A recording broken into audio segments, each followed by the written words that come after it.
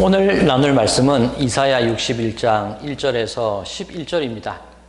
오늘 본문에 대해서 말씀을 나누기에 앞서서 이사야서의 큰 흐름 중에 한 부분을 먼저 좀 살펴보려고 합니다.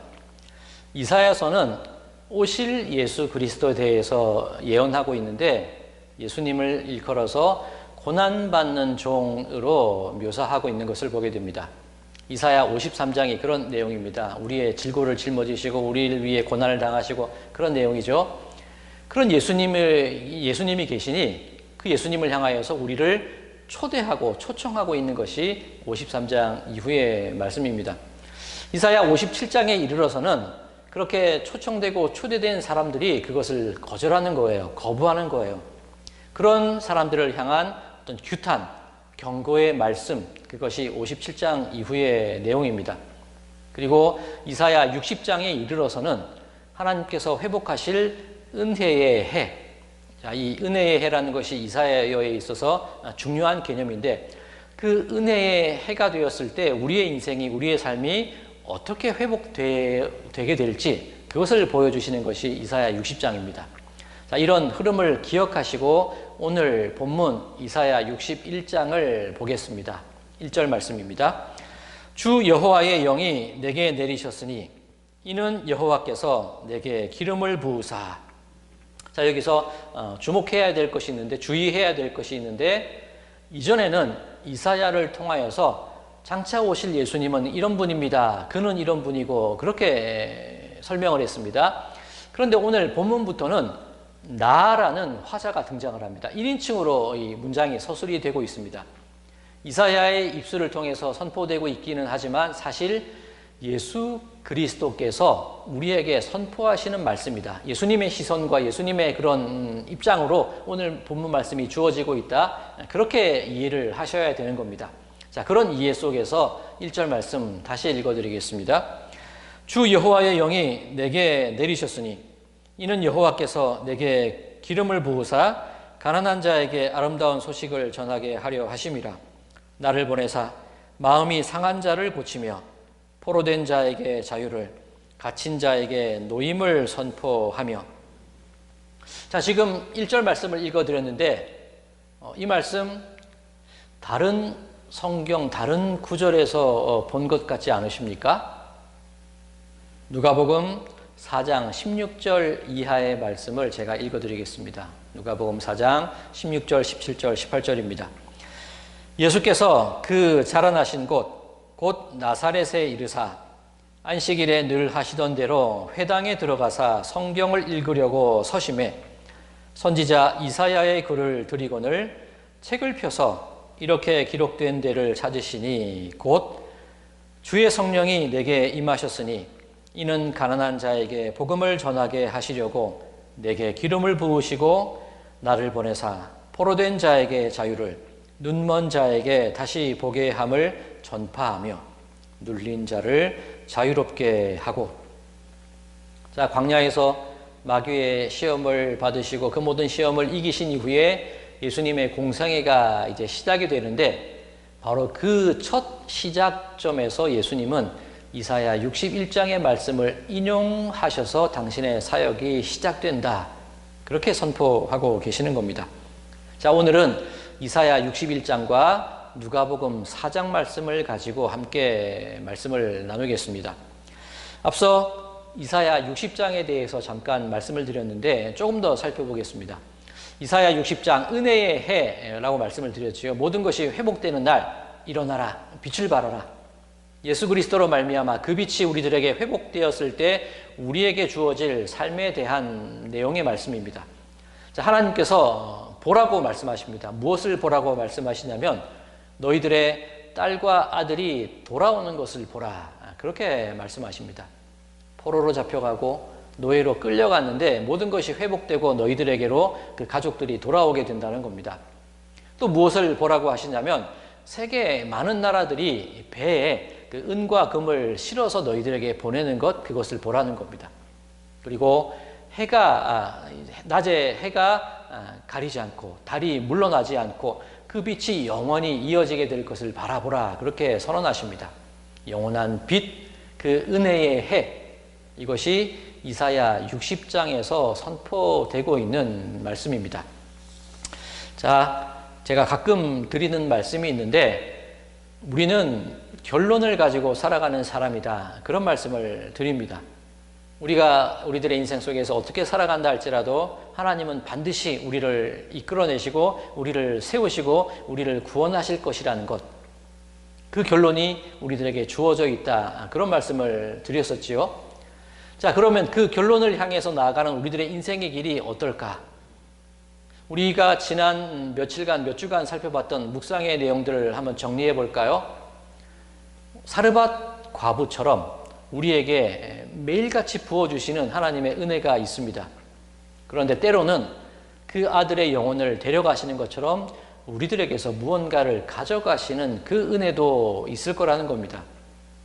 때로는 교만 때문에 넘어지는 날도 있고, 때로는 내가 의지하고 내가 모든 것을 소망했던 무언가가 무너져 내리는 날을 보게 되는 날도 있을 거라는 겁니다.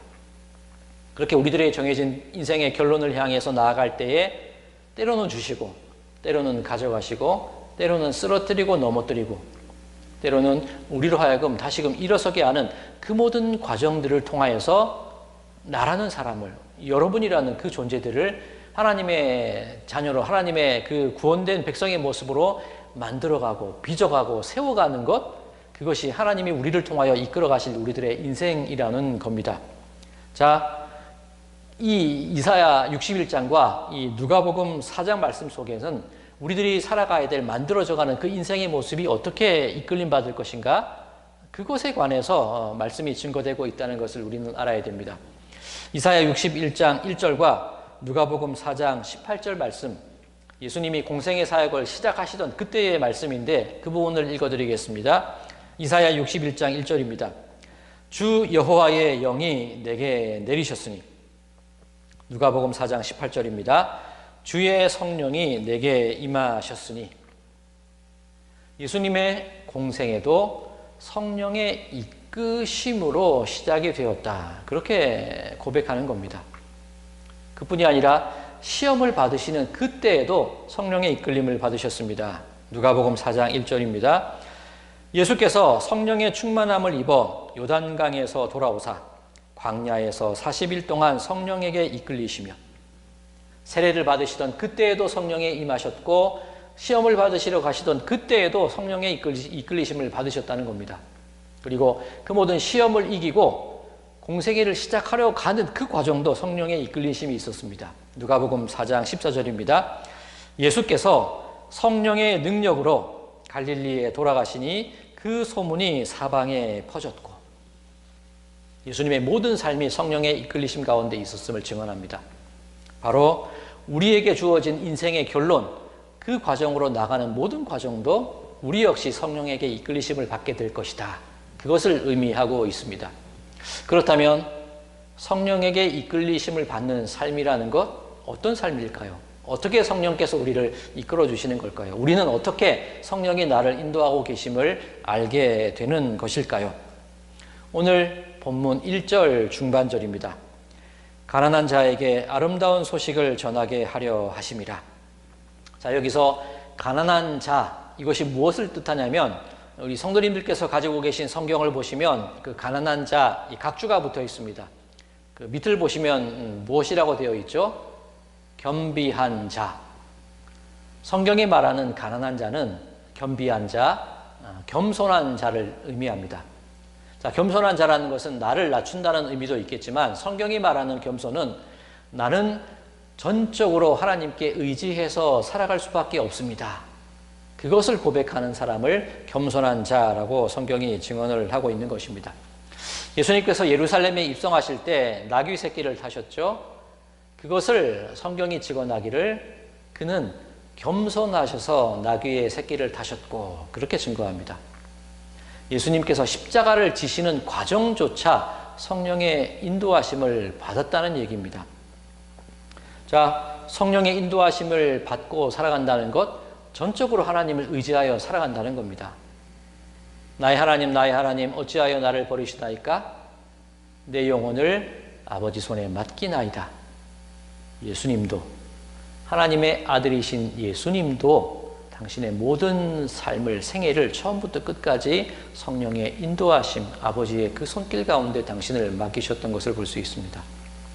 우리들의 인생 역시 하나님 성령의 인도하심에 의지하여서 겸손한 자로, 오로지 하나님께 의지하고 의존하는 자로 살아가는 것, 그것이 우리들이 빚어지고 만들어지는 과정 속에서 보여지는 우리들의 모습이어야 한다는 얘기입니다. 자, 계속해서 오늘 본문 1절 하반절입니다. 마음이 상한 자를 고치며. 성령의 인도하심을 받는 사람의 모습은 이처럼 상한 자가 고쳐지는 은혜를 받게 된다라고 증거합니다. 야고보서 5장 14절입니다. 너희 중에 병든 자가 있느냐? 그는 교회의 장로들을 청할 것이요 그들은 주의 이름으로 기름을 바르며 그를 위하여 기도할지니라. 자, 기름을 바른다는 것이 성령이 임한다는 것과 같은 그런 뜻이지요. 오늘 본문에도 예수님께서도 기름을 바르고 그런 말씀이 나왔습니다. 자, 우리가 상처를 받고 육신의 상처든 영혼의 상처든 마음의 상처든 성령이 임하여지게 될 때에 그 상처가 치유함을 받는 역사가 일어난다는 겁니다. 우리들이 살아가는 과정 속에서 그 결론을 향하여 나가는 과정 속에서 우리가 상처받고 쓰러지고 넘어지는 때가 오지만 하나님은 성령을 통하여 우리를 싸매시고 치유하시는 은혜를 베풀어 주신다는 겁니다. 자, 또 있습니다. 계속해서 1절 하반절입니다. 포로된 자에게 자유를, 갇힌 자에게 노임을 선포하며. 성령은 자유와 해방의 영이십니다. 굳이 예를 들지 않아도 얼마나 많은 성경의 인물들이, 이야기들이 감옥에 갇혀있다 한들 노임을 받게 되고 착고에 채워진다 한들 자유함을 얻게 되는 얼마나 많은 이야기들이 있습니까? 성령은 바로 우리로 하여금 그렇게 자유함을 얻게 하도록 인도하시는 분이 바로 성령님이시다. 그렇게 증거하고 있는 것입니다. 이처럼 성령님, 오로지 하나님을 의지하고 우리들의 상처받은 마음과 삶이 치유받고 묶여있던 모든 것에서 자유함과 노임을 얻는 것, 이것이 우리들이 살아가는 과정 속에서 드러나는 성령의 인도하심과 우리들의 삶의 모습이라는 겁니다. 자, 그런데 중요한 한 가지가 남아 있습니다. 이사야 61장 2절입니다. 여호와의 은혜의 해와 우리 하나님의 보복의 날을 선포하여 모든 슬픈 자를 위로하되. 자, 이사야의 중요한 개념, 은혜의 해, 보복의 날, 이것이 중요한 개념입니다. 그런데 예수님께서 이 말씀을 인용하실 때에 어떻게 읽으셨느냐? 누가복음 4장 19절입니다. 주의 은혜의 해를 전파하게 하려 하심이라 하였더라. 자, 다르지 않습니까? 예수님은 은혜의 해에 대해서는 말씀하셨지만 보복의 날에 대해서는 그것을 생략하십니다. 읽지 않으십니다. 왜 그러실까요? 우리는 주홍같이 붉은 죄를 가지고 있는 사람들입니다. 하나님의 보복과 하나님의 그 보응이 우리들의 죄 때문에 인하여서 이루어져야 하는데 예수님께서 6월절 어린 양이 되셔서 그 피를 흘려주심을 통하여서 하나님의 그 보복의 해, 그것을 예수님이 친히 담당하신다는 얘기입니다. 주홍같이 우리의 죄가 붉다 할지라도 눈과 같이 어린 양의 그 순전한 털과 같이 하얗게 되는 것, 그것이 우리들이 주어진 결론을 향해 나아가는 삶의 과정 속에서 반드시 우리들에게 주어지게 될 하나님의 은혜요 성령의 인도하심이라는 것을 믿으시기 바랍니다. 사랑하는 성도 여러분들, 하나님은 우리에게 예수 그리스도의 피로 말미암아 맺어진 인생의 결론을 이미 주셨습니다. 때로는 넘어지고, 때로는 쓰러지고, 때로는 풍성한 은혜를 누리고, 때로는 가져가시는 은혜를 경험하게 될 테이지만 그 모든 과정 속에서 성령의 인도하심을 통하여서 위로받고 씻김받고 상처가 치유되고 자유함을 얻고 오로지 하나님을 의지해 나가는 그 모든 과정들을 통하여서 우리가 만들어지고 세워지고 하나님 앞에 나아가게 될 것이라는 것, 그것이 이사야 61장이 우리들에게 주시는 놀라운 구원의 메시지인 줄로 믿습니다. 바라기는 오늘 이 하루 성령의 이끄심을 받으심을 통하여서 상처가 치유받고 모든 묶여진 것이 노임을 얻는 그런 자유함의 날이 되시기를, 그런 복된 하루가 되시기를 주님의 이름으로 간절히 축원드립니다. 사랑의 주님, 하나님의 구원의 은총을 굳게 믿으며 오늘 이 하루를 또 살아가고자 합니다. 넘어져도 일어나게 하시고 지치고 상하여도 치유받게 하시고 성령께서 공급해 주시는 새로운 힘을 얻어 승리하는 하루로 세워 주시옵소서. 예수 그리스도의 이름으로 간절히 기도드리옵나이다. 아멘.